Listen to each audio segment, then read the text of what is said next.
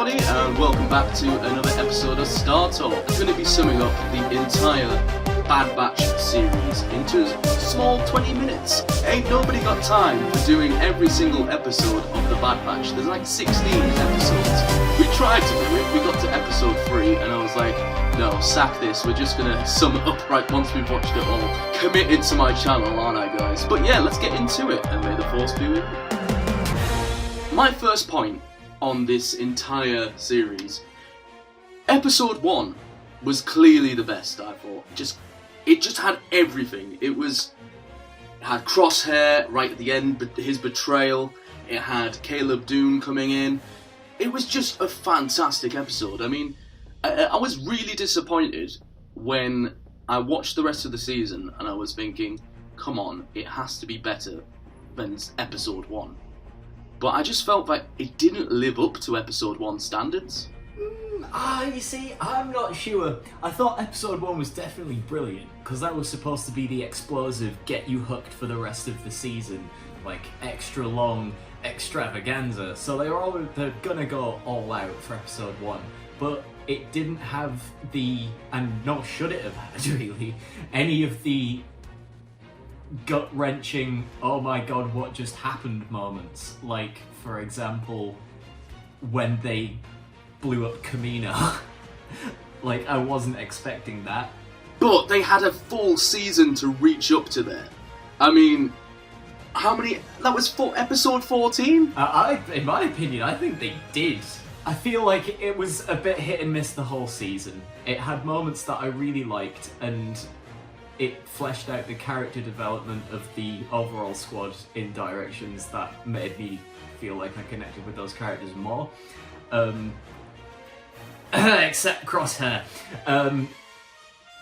But I think a lot of the episodes that some people had written off as filler were actually kind of fun little self-contained episodes that just show what's going on in the galaxy at this time.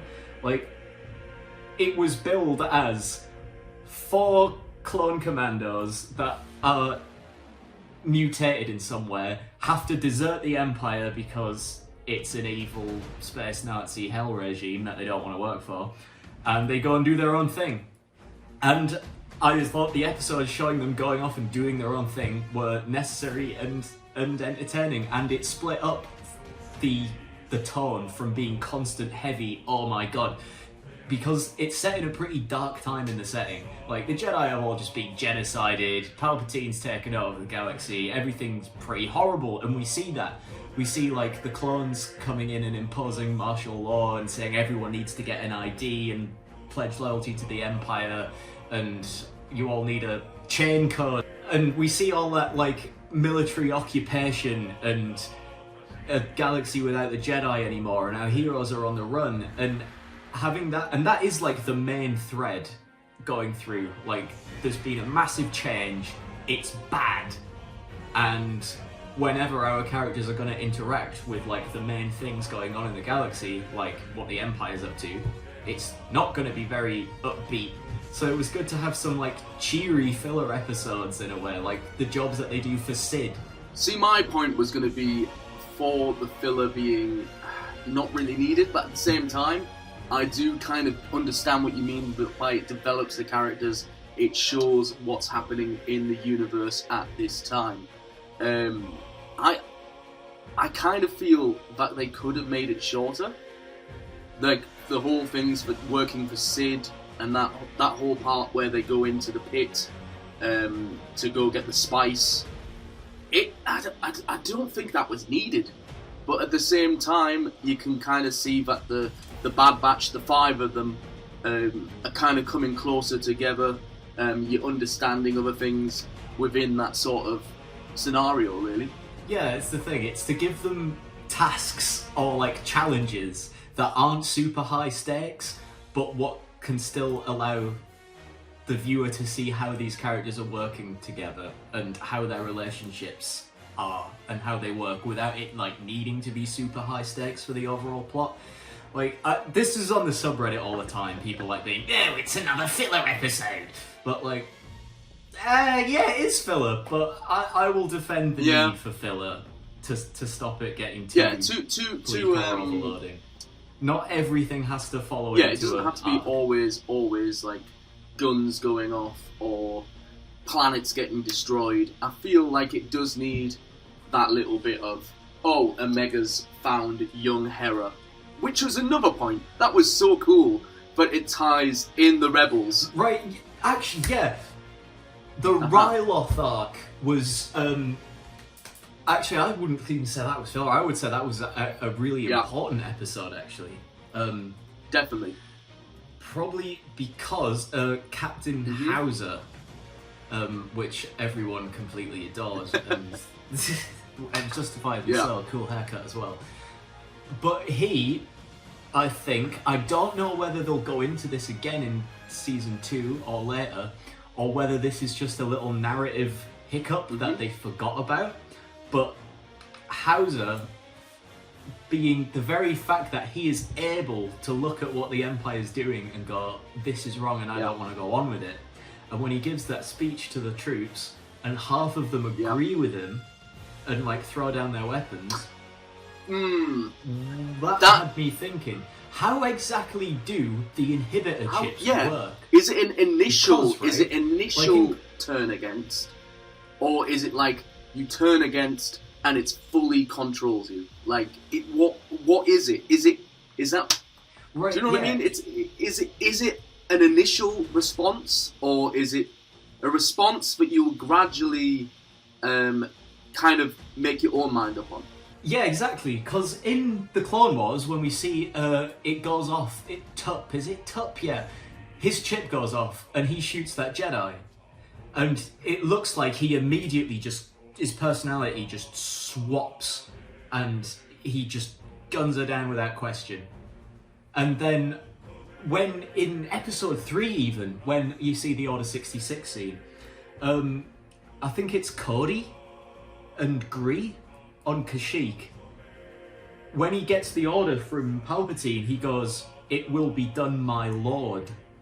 And that itself, I don't know whether it was in episode 1 of Bad Batch, but the clone commander there, or someone says, "Yes, Lord Sidious," or something. And it's like, how on earth, right, would the clones know that Palpatine was secretly a Sith Lord? Because there was a whole arc in Clone Wars about them almost finding out, like with Fives and everything, that he was the conspirator behind the whole war and he was secretly a Sith Lord. But then when Order 66 is given, the clones all call him not Darth, but they call him Lord Sidious, implying that the chip has reset them and reset their memories and given them new ones, and that they're like entirely different people once Order 66 happened. But if that's the case, and it wears off, do they like gain their old memories and old personalities back to be able to question what they've done under the control of the chips? Because I would say that would maybe be a reason why the Empire wanted to get rid of the clones, if they're like, oh, well, we forced them to do this under mind control, and then the mind control wore off, so now they're probably not going to be loyal to us anymore. That's a big plot hole. But without that being explained, that's a big plot hole. Like, how do the chips work? And if you guys are watching, how that's do a really these big plot chips hole, work? because that's like... Because I don't think we know yet. Maybe they'll pick it up again. I hope they do, because if they don't, it leaves a massive gaping hole as to the Empire and their relationship with the clones. And as it could bring up questions and answers as to why they even want rid of the clones in the first place, because the reasons that were given in the show I don't think make much sense. Because they said, like, Tarkin's like, yeah, they're expensive and we want to use the money for other stuff, we don't need clones, we can use normal human soldiers, clones gone. And I'm thinking, right, okay, so if it's about expenses, you're saying you can't afford a clone army, but you can afford 2 Death Stars and a massive fleet of new Star Destroyers. So it's not money that's an issue. Also, Tarkin even says in episode 1, oh yeah, the Republic isn't a thing anymore, and the Empire's just written off all of the debt and all of the money that the Republic owed to people because it's a new government. So the Empire wouldn't even necessarily. I think the reason is that it's a clean slate. They just want a clean slate. I think that's what the whole thing was. That's what I was thinking. They want a clean. or Palpatine just wants to, like, say, clean slate, anything to do with the Republic just is going out the window, never happened. But that just doesn't make a whole lot of sense to me, though. Because the clones, right, it's established, like, they are good at what they do, they are born to do it, they are, like, trained from birth to be really good soldiers, and stormtroopers just aren't gonna measure up to how good they are. I'm like, okay then, so what's stopping you from keeping the clones? Like, oh, we want a clean slate, it's expensive, and we don't need, like, an army that did what the clones did, which was fight against another large army, the Separatists and the Empire's. Like, we're not in a war anymore, we just need, like, a police force, and I think the whole, basically, which the this whole stormtroopers Bad can do Batch just fine. Is just to try and explain why there wasn't any clones in episodes 4, 5, and 6, and so on. And I think it's to clear up a plot. Yeah, exactly. Yeah, I don't think it does it very well. Of why are the clones not there anymore, and it's not doing it any justice. And I think they could have cleaned that plot hole up reasonably easily, because I think what it would have done is made sense to. It does make sense that they got rid of the Kaminoans, but because they're like, well, these are people that had some sort of power over us because we had to pay them for the clone army, and they were the only people who had the cloning technology, so it makes sense for Palpatine to want to get rid of the Kaminoans because they have a kind of a little bit of a position of power, and obviously he's not going to want that. So yeah, it makes total sense to get rid of the Kaminoans, but instead of blowing up all the cloning laboratories, just why not assassinate just them, confiscate them, and set them up somewhere else? Yeah, because we see at the very end of the last episode, Nala Se, the Kaminoan scientist, is being, like, captured, and she's been sent to an Imperial base, and then a scientist walks out who's wearing the same uniform as the guy who has Grogu. She's wearing the same uniform as him, which means that she's probably involved in the Empire and Palpatine's secret cloning project to how he eventually comes back in Rise of Skywalker, and how Snoke happens, So the Empire's obviously taken Kaminoan expertise to make the cloning project for Snoke and Palpatine's rebirth to work, so why not just use that to make clones that they don't have to pay the Kaminoans for, so they can have their clone army without having to pay anyone for it? Why don't they use the clones at the front line?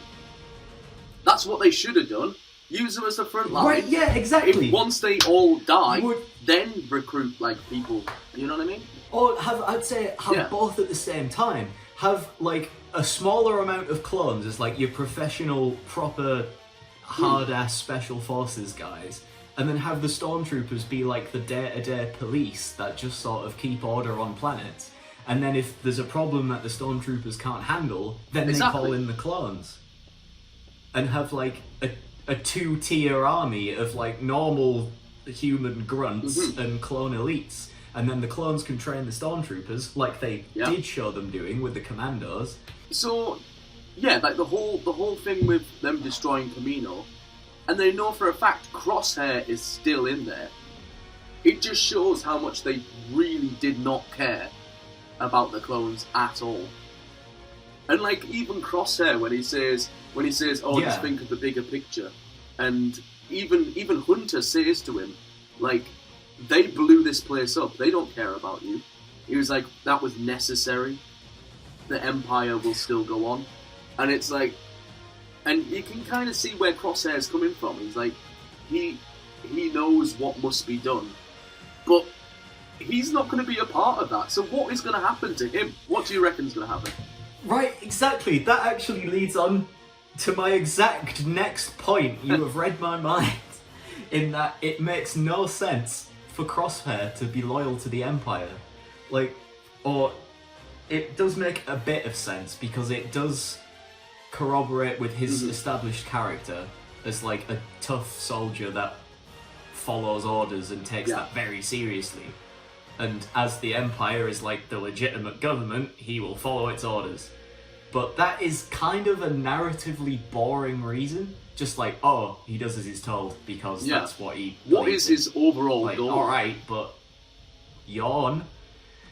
Yeah, like, if he had some personal connection to the Empire, or someone in the Empire, that was related to what he wants for himself, or if it could be shown how what he believes the Empire wants to do fits with what he believes, and so he has a real, like, heartfelt reason to think that staying with the Empire is the genuinely right thing to do.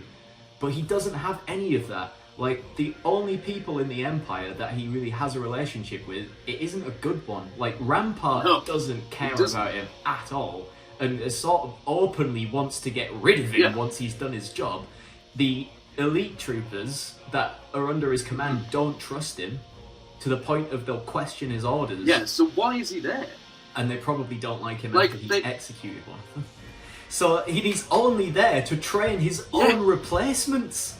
So, like, he's got to know that his days are numbered, and that as soon as he's done his job, he's just going to be tossed aside. Well, do you think? They just don't care about him. Do you think that's the reason anymore. why he saved Omega right at the end?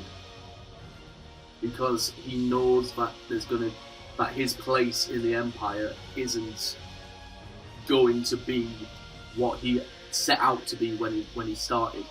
Do you reckon he has this sort of thing in the back of his head, thinking, "Oh wait, they're not going to use me anymore"? Do you reckon that he thinks that there might be a possibility that he doesn't go back? I'm not sure how saving Omega gives him insurance with the Empire, because we're not really shown.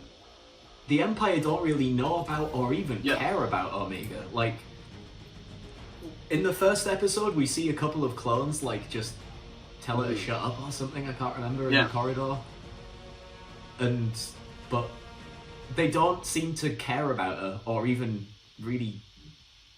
She's just there. Like, they don't see they don't know where she came from. They don't know what she's all about. She's just some kid that lives on Camino to them.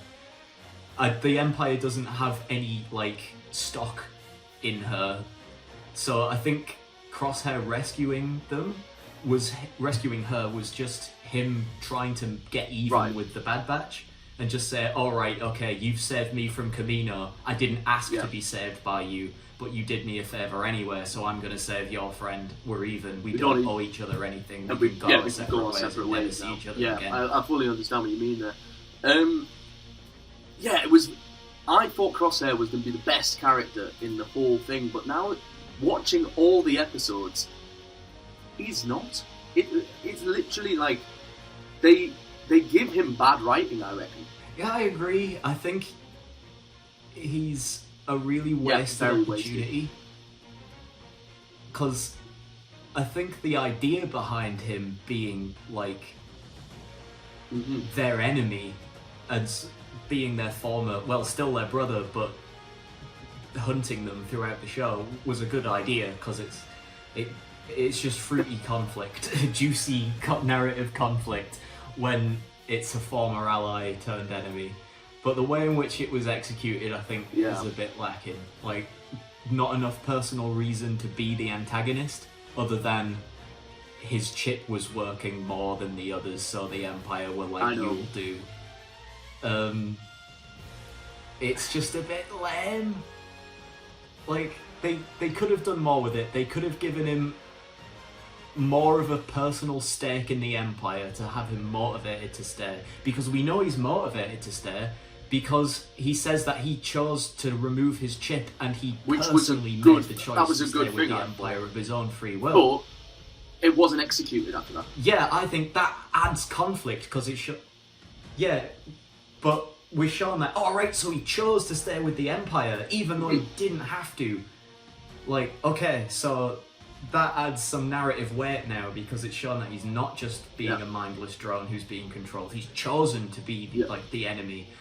But then that leads to the question, if he wasn't just being forced to by the inconsistently described mind control chip, what is he in it for then? Because he just says, "Oh, the Empire, you don't see the bigger picture. There's a place for me in the Empire," even though it's been quite clearly demonstrated that there's no place. There is no place for him in the Empire anymore. No place for him. But do you reckon? I reckon he thinks that the bigger picture is that I I could be wrong here, but I think that he's scared to not be a part of the Empire, because he's seen what will happen, and if the clones are killed, that is a good maybe point, he's actually quite scared to do it and thinks, I need to be with the Empire because that's the only way.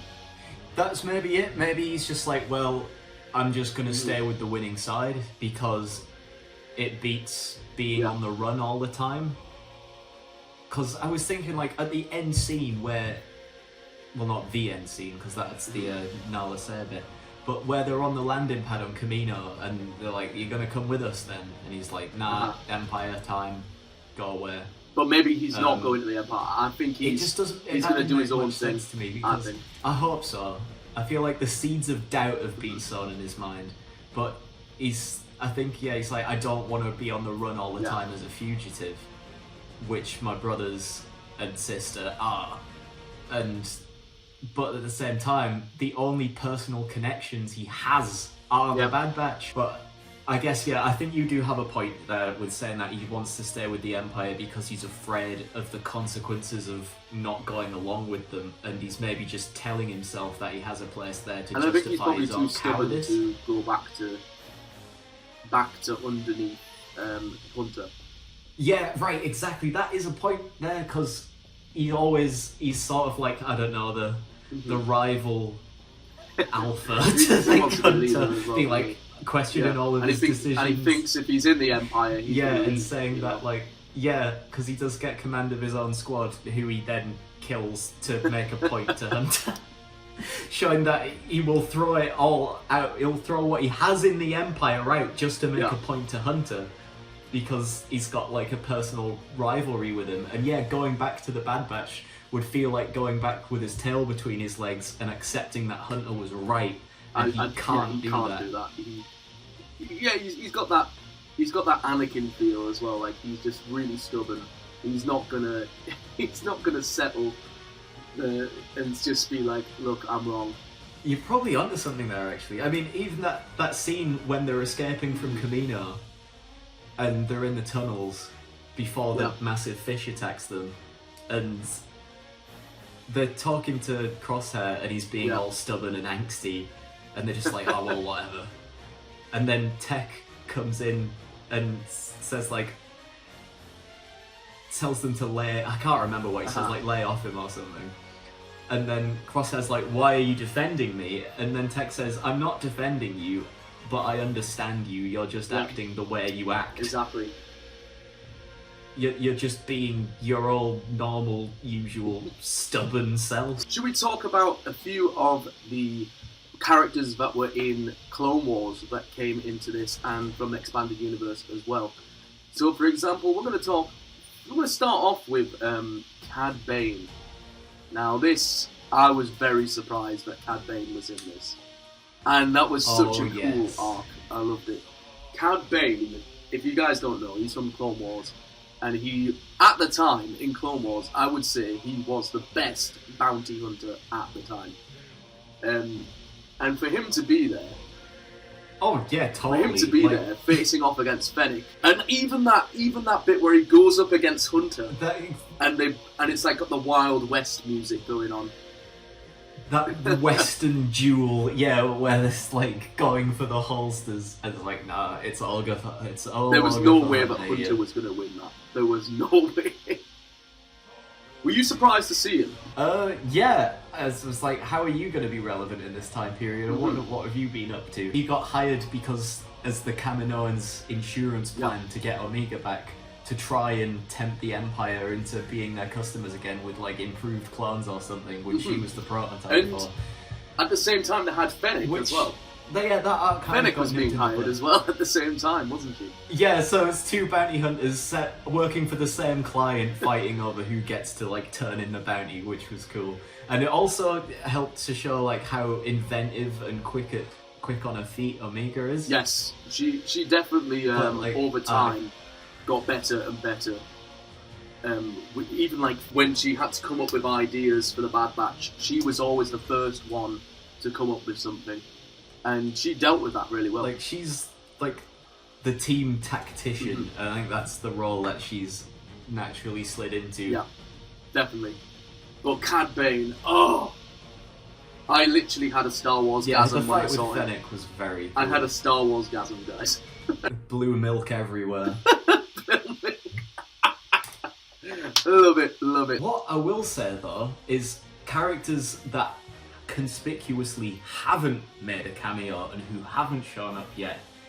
Yep. Cody. Yes. We really, really need to see what is going on with Cody and where he is and what he's doing. Like, we know that Rex, who did show up, Rex showed up, is getting together like clones that for some reason haven't been affected by the inhibitor chip or have had their inhibitor chips taken out, is up to something. Yep. Is Cody in with him? Or is Cody with the Empire still? What? Because in the old expanded universe, I remember in I was in the first Force Unleashed game actually. Yep. Where it shows in the data files of that game a report from Cody who's trying to train stormtroopers, and he's like complaining about how completely useless they are compared to clones, and thinking like, I just can't train them, they just won't learn anything. So I wonder if Cody is training some of the new. I think TK Cody troopers stayed loyal to Empire. I don't think he's going to be one of Rex's people who gets recovered. I think Cody's. And which leads to another question about where we might be going in season 2 is, what's Rex's end game? Like, what's his plan? What happens between him, well, in where Rebels, he is now, and living on the Walker in Rebels? Yeah. Like, how does he get there? Because in Rebels, the Empire know they're there. Because I watched that episode again, and when they're on the Walker in the desert, they was it Wolf or Gregor? I can't remember, but one of them calls up the Empire to say the rebels are here. Right. Okay. And they're like, we've got a message from an old clone unit. They say that the Lothal group are there. So why is he in near Lothal? How do we? That's what I'm thinking. How's he got himself Yeah, exactly. How do Rex and Gregor and Wolf go from being like fugitives, because they literally spring Gregor out of the training base, and the Empire is shooting to kill on him? How do they go from... Do the Empire like forgive them or something? But what are they gonna do? Like, are they gonna try and start a clone rebellion? I have no idea. Are they gonna try and... I mean, they're in links with Ahsoka, aren't they? Thinking, Which at the time is I'm very interested as to... It's Fulcrum at the time, isn't it? Yes! Exactly. But during his time on the Runaway, has he met up with Ahsoka? Are we going to see that in Bad Batch? I wonder. I think we probably will. Will we see Ahsoka at a later... Yeah, we need more setup for Rebels. Yeah, there'll probably be a lot more setup, because we've had Chopper in it now with Hera, which was nice to see. We've had Kanan. We've had Kanan. Yeah, we've had Kanan. You know who we haven't had? We've not had Boba Fett. Yeah, that is a point, because he comes up in the Clone Wars as a kid. Was he wanting revenge on Mace Windu? He does. And then what happens to him after that? Because to think, he was one of the original, clones, wasn't he? Django was the original one. He was, the original clone. Exactly. The one with no tampering. Mm-hmm. So where has he been? That's the thing. I think a lot of things will be sold in Series 2. Yeah, where's he? That's a question. I'm not sure if he'll show up or not. I mean, his arc right now doesn't seem to it'd bring them into contact with the Bad Batch. I think he's just hanging around in the criminal underworld and building his bounty hunter rep, and he's still got... I mean... Are we going to see flashbacks in the Book of Boba? He's still going to be about 15 years old still, yeah. Right? He's still just a kid at this point. Are we going to see any flashbacks in Book of Boba, do you reckon? Or is that just going to be straight after Mandalorian? I think that's just going to be after Mandalorian. I don't think we're going to see much of Boba Fett in this time period. I might be completely wrong, but I just don't think it's got much to do with what's happening in the galaxy at that time. He's off doing his own thing. So we've spoke about Series 1. What do you think is going to happen in Series 2? I think we're going to get more focus on Rex and what he's up to. Yeah. And we're going to see more of the Bad Batch working alongside Rex and other, like, liberated clones, and less doing, like, day-to-day jobs for people like Sid. Yeah, or at least definitely that's what hope I want to see. I want to see what's going on with Rex. Yeah, I want to see what... I honestly want to see that. Plus, how much do you reckon they're going to drag out Bad Batch? Do you reckon it's going to be a few series or 2 series? Do you reckon? I reckon 2 would be enough, maybe. So you can explore... That entirely depends. So you can explore Rex, and even when Rex meets Ahsoka or something as well. And we can find out what finally happens to the Bad Batch, because from the looks of it, they cannot... We don't see him any time afterwards. Yeah, they can't be anywhere after. Like, who's Omega? Is she... She's not in the originals. I mean, what's going to happen to her? They're going to have to take a dark I'm not twist. entirely sure. I think you're probably right. I think they might call it quits after Season 2, but I think it entirely depends on what happens in Season 2 and where they think they can take the story from there. Because, yeah, you're right, they are time limited. Like, in the 20 years between Revenge of the Sith and A New Hope, they've got to be made to disappear somehow. Yeah, exactly. I mean, maybe they do a Thrawn and Ezra and get taken away by space whales. Or they die. Who knows? But they can't be around because we don't see them in any canon material set after A New Hope. I think it's good for what it is. I mean, I did enjoy Series 1 a lot. My criticism was a lot of filler. But that can't be helped when you're given 16 episodes probably to publish and have that the publishers wanting 16 episodes and things, so it can't really be helped. But I reckon if it was gonna be like, I reckon 8 episodes would have sufficed. 8 episodes would have been brilliant. Like, so they could have toned it down a little bit, had 8 episodes. Like Obi-Wan series, that's gonna get 6. And I can imagine that's going to be full on. But overall, I did enjoy the Bad Batch. I loved the relationships that all of the members of the Bad Batch had. I loved a lot of the scenes. For example, when they go to save the Separatist leader. That was great. I loved that. Yeah, part. that was a brilliant episode. Fantastic. But it's precisely episodes like that are filler, though, because that didn't really have much to do with the main plot at all. Yeah. So I'd say I maintain my defence of a little bit of filler, but not too much filler.